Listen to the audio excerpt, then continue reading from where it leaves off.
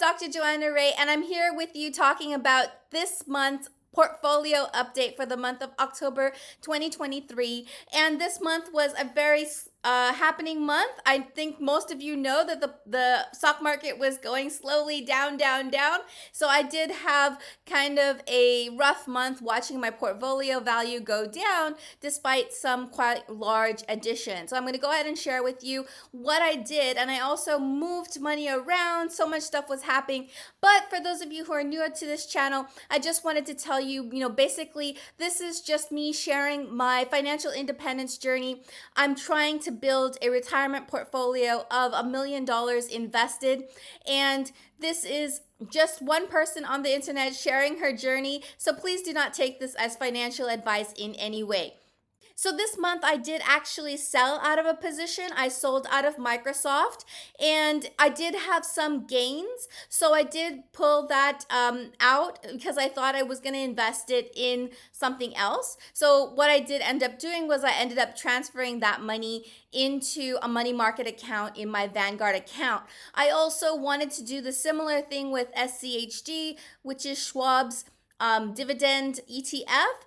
And I sold out of 5 shares and I didn't sell out enough before the market kind of slowly went down and my SCHD position went in the red. And also for that SCHD sale, I have to be careful not to repurchase any SCHD for the next 30 days to prevent a wash sale.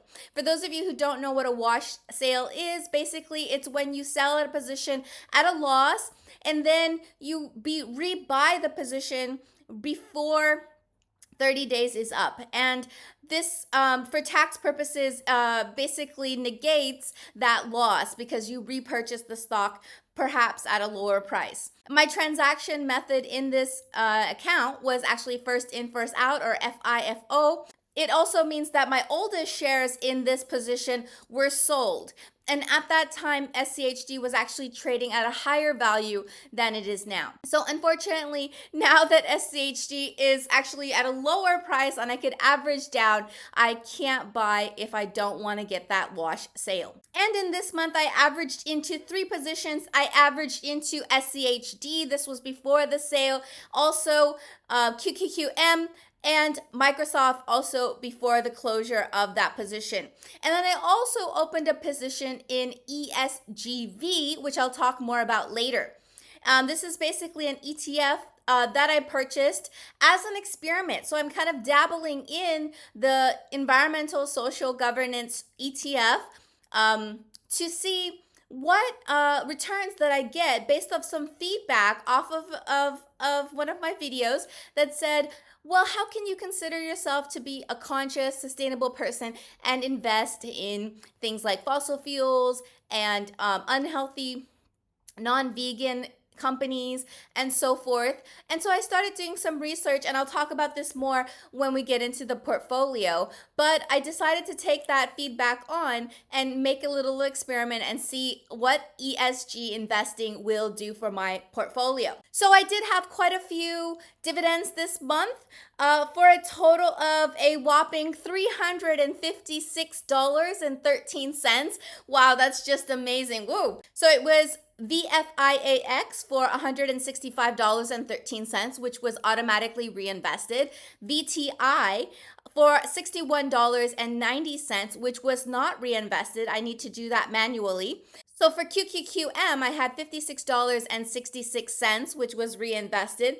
SCHD, I had a total of $42.32, which was reinvested. VMFXX, which is Vanguard's money market account, $15.72, which was also reinvested. Pfizer for $9.90, which was also reinvested. Microsoft after the sale, but I held it for the ex-dividend date, which is the date that you need to hold the stock or equity in order to actually get the dividend for $3.40, which was not reinvested, and also $1.10 from SCHG, which was not reinvested. I do plan to reinvest in VTI, which I need to do manually, and SCHG, because I had it marked that option before the dividend was applied. Now, again, before I show you my portfolio, I just want to remind you that I'm not a financial advisor. This is not financial advice. And I just want to mention that this is just one person on the internet sharing her financial independence journey, and do take that as it is. Okay, so here we are in the Robinhood portfolio, and as you can see, my portfolio is currently standing at $50,165, which is a little bit less than my previous month of September 2023, and I have a buying power of $1.10. So let's go ahead and take a look at the portfolio. And I do have some Bitcoin and Ethereum. Right now I'm currently standing at 5,100 in Bitcoin and 1,300 in Ethereum. Now both of those are currently at a loss. This month was not so bad, and I did buy a little bit of Bitcoin just to kind of average in. And I have now QQQM. I have $34,500 or so. QQQ, which is 2,463. SCHD is now 4,600. And Pfizer, which is 810. And SCHG, which is actually kind of a larger position now, it's growing, is now $955. And Oatly, which is a little bit less than 200. I do have significant losses currently at this time, unrealized losses. And the new position here, ESGV, for $64. And I just kind of put in just a teeny bit in, not even one share. So let's go ahead and take a look at some of these positions. QQQM is currently trading at $147.41. I have right now 234 shares, 0.4. And I'm up 11.7%, which is not as good as it was a couple months ago. If you had seen at one point it was almost 6,300, and it slowly went down to 5,000 and now to less than 4,000. So it's been really kind of depressing to see the sinking of the unrealized gains.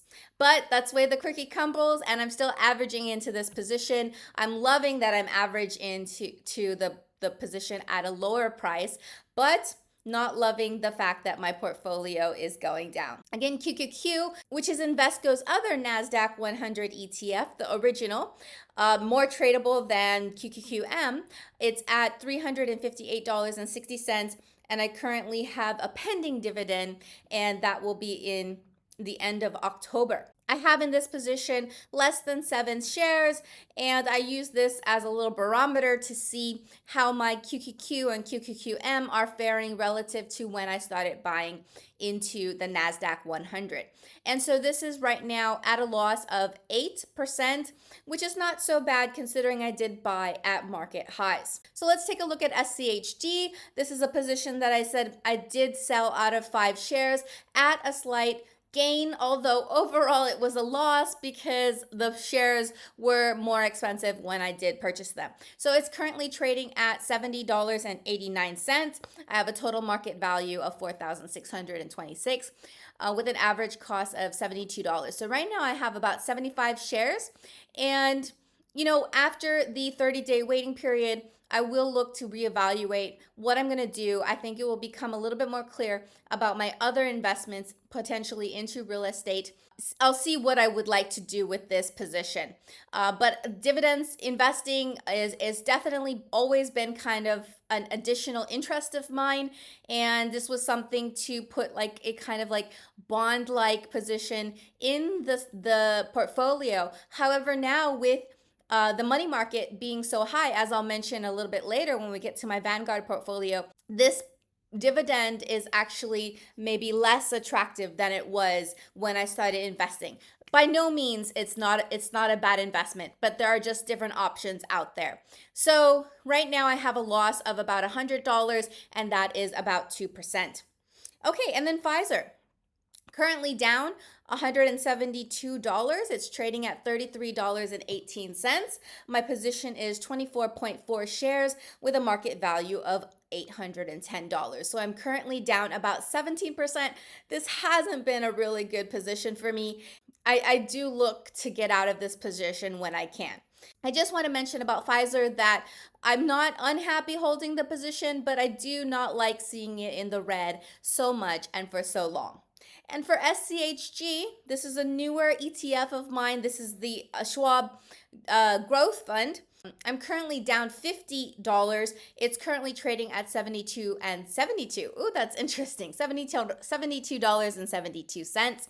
I have a market value of slightly less than $1,000 with about 13 shares. And I'm down 5%, which is not bad overall considering when I started buying and what the market is doing now. And then Oatly, a $267 loss at the moment, unrealized loss, and it's currently trading at less than $1. I bought this at slightly over $2, and right now I only have a market value of 190, and I have 210 shares. So let's go ahead and talk about ESG investing. Oatly was actually a position that I bought after selling BYND, which is Beyond Meat, another venture into the vegan kind of industry. And Oatly is a company which makes oat milk, and it's actually a foreign company. So I think if you can see here, there's a mention in the corner that is an ADR, and from my understanding there's additional fees based on the fact that it's an ADR to actually hold this equity in the US from a foreign company.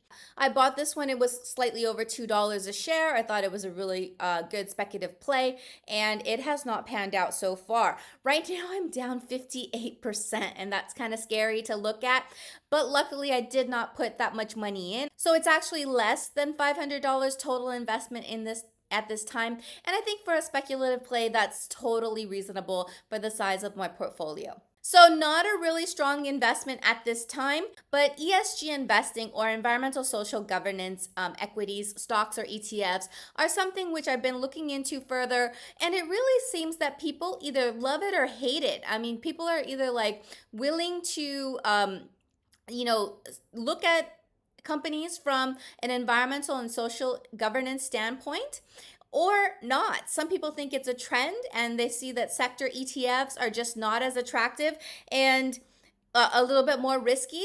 And some people say that the criteria are not clear and it's different from ETF to ETF and company to company. So there's no standardization in the industry on what is ESG and how to evaluate it. So really, I think it's something that needs to develop a bit more and to gain a little bit more standardization. But I'm going to live by the philosophy that I'm going to live sustainably and invest profitably. If I can take a little bit of a hit to my returns, but I can still get very good companies, maybe not fossil fuel, maybe not meat-based companies or sin stocks, I'm totally for that. But it hasn't proven consistently that this is the case. And I'm going to do a bit more research. And if this is something that is interesting to you, please comment down below and I will see about researching this and making this a future video. So that's the Robinhood portfolio. Okay, so I'm gonna see if I can get this recorded before my phone bugs out again. I think it's the cable, but right now I'm in my Vanguard account and this portfolio has actually increased significantly in value because of additions from my Robinhood account after the Microsoft sale and the 5 shares of SCHD. So right now I've also stuck in to my account, my money market account, about $3,000 of money from my emergency fund that used to be in iBonds. And after the 12-month initial period where you cannot remove the iBonds, I actually did get those funds back. And now I've stuck them in my Vanguard money market account, which is actually making right now 4.27%, which is really good. It's actually higher than the high yield savings account. So I did actually put some money from a high yield saving account as well, around $3,000. So despite actually putting nearly $6,000 into this account, I'm only up, I think, $1,225 combined. So because of the kind of sinking of the market overall, I've lost some of my unrealized gains, and so that has taken a hit to this portfolio. So in this account, I mostly have VFIAX and also VTI and also VOO are currently standing at around 3,000%. And I'm not going to run through the individual holdings in this case. It's just very difficult with this Vanguard app. And for the money market account, there is actually around $3,000 of which I would like to designate as my emergency fund.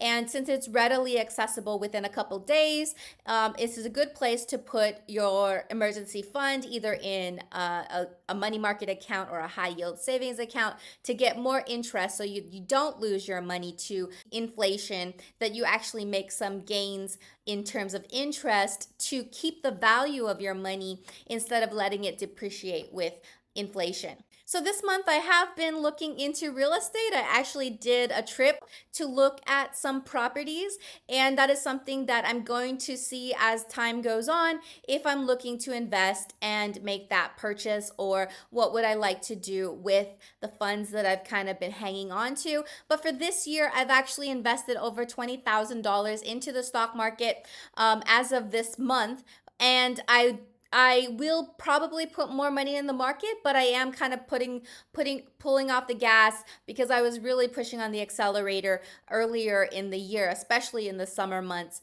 And well, that's it for today's video. And thank you so much for watching. If you enjoyed this video, please click like and subscribe. It helps me out so much with the algorithms. And thank you so much. See you in the next one.